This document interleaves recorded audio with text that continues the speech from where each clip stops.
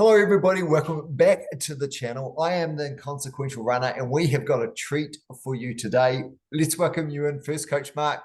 Coach Mark, thank you for coming back and joining us. Yeah, thanks, Darcy. You always keep me on my toes. I love to ask the burning questions that all runners want to ask, and boy, have we got one for you today. And this is crucial. This is crucial, and I'm going to get a little bit personal for a second. Just before I do, if you like this video, what we try and do with this video series and having Coach Mark supporting us is finding out from a runner's perspective the answers to the burning questions that will help you be a better runner. You already know how to stay in the loop.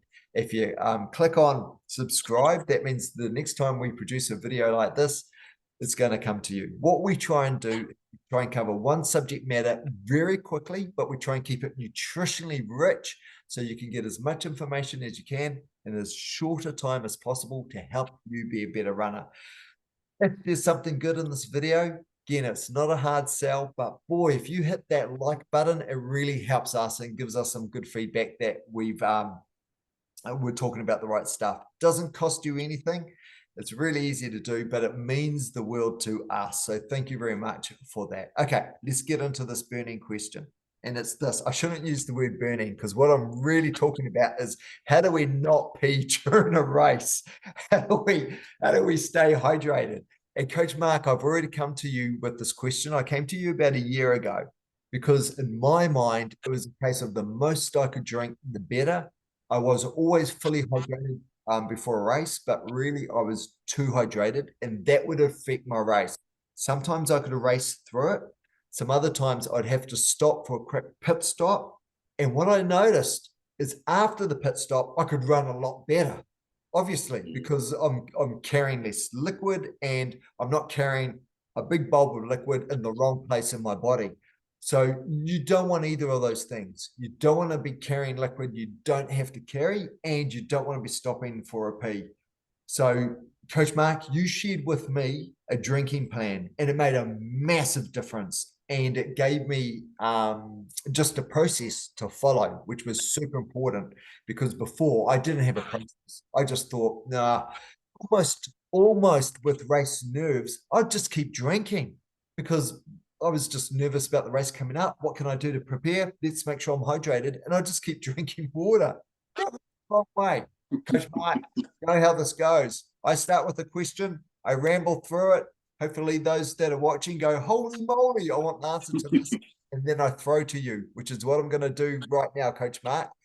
Share with the team that are watching this video what you shared with me, which worked, absolutely worked for me and will work for others. Coach Mark, with you. How do we hydrate? Sure, actually, this reminds me of a guy I know. He was and actually it was the Wellington Half Marathon, and he was going very well. He was up in the top 5, I think, at the time.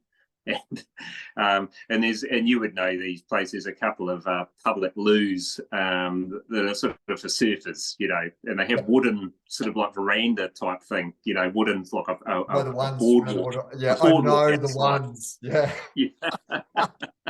So he was thinking, oh, and I'm coming, but this is my best race ever. But he was absolutely busting to go, so he just had to pull into one of these. And while he was in there, he could hear one by one footsteps on this wooden boardwalk, and that was another place lost as the feet pounded past, So what a waste, Yeah, right. So how do we stop this from happening? How do we, or at least reduce the probability of it happening? Yeah, because it is obviously really important. You want to be hydrated, properly hydrated before a race, because it really does affect performance. You're dehydrated, you're not going to run as well. But you don't want to be going to the loo. So that's the conundrum. So this is what I shared with you, Darcy, and which I share with all our viewers now. So it's very simple. You just drink when you get up in the morning, or you drink up to 500 mils of water. You can drink a little bit more if you feel you need to, but the key thing here is you stop drinking 2 hours before the race. So that's the key thing. And the other thing is you don't need to have anything more than water. So that's the other thing there, because anything in terms of carbs, electrolytes, and all that, you should have got through your food. Electrolytes are only important really during or after, because you're sweating, and you lose electrolytes when you sweat and you need to replace it. You don't need to take those before the race. So water up to 2 hours, then stop. So that 2 hour period, then you've got your natural nervousness and body pressure. All that water will pass through. Now, here's the other key thing: 15 minutes before the race, you take some more water.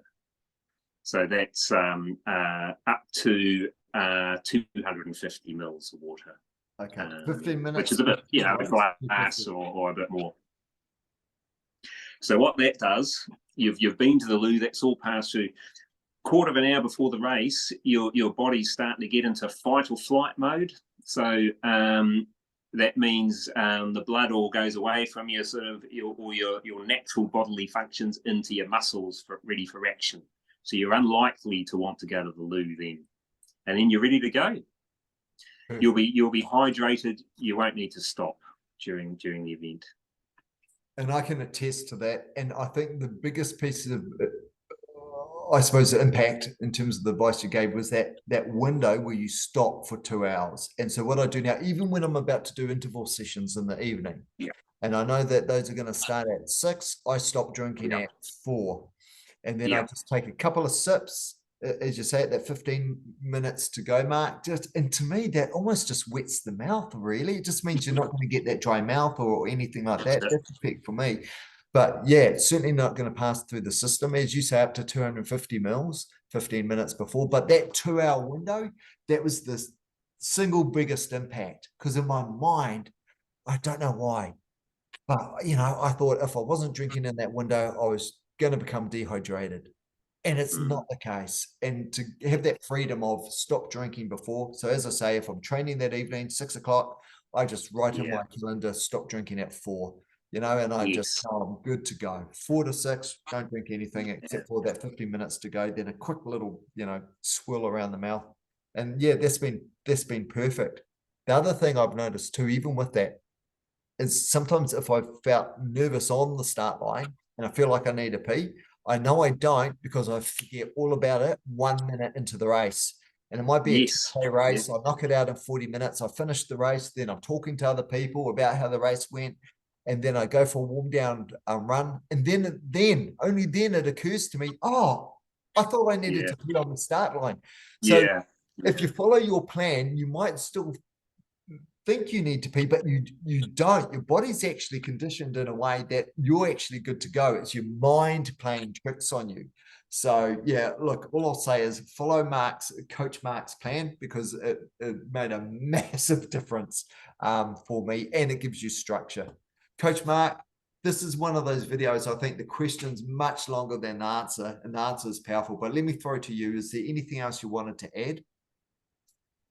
Well, so it's probably a bit simpler when you're doing it in the evening. So as you see, you just set an alarm and do it. Where it can get a bit more maybe tricky is when someone's doing an early morning trail race or a marathon or something like that. So then it's really just a case of, as soon as you get up, because often people get up maybe 2 hours before the race. So just get up, have 500 mils of water, and then have no more. So that makes it simple. And then so everything else applies.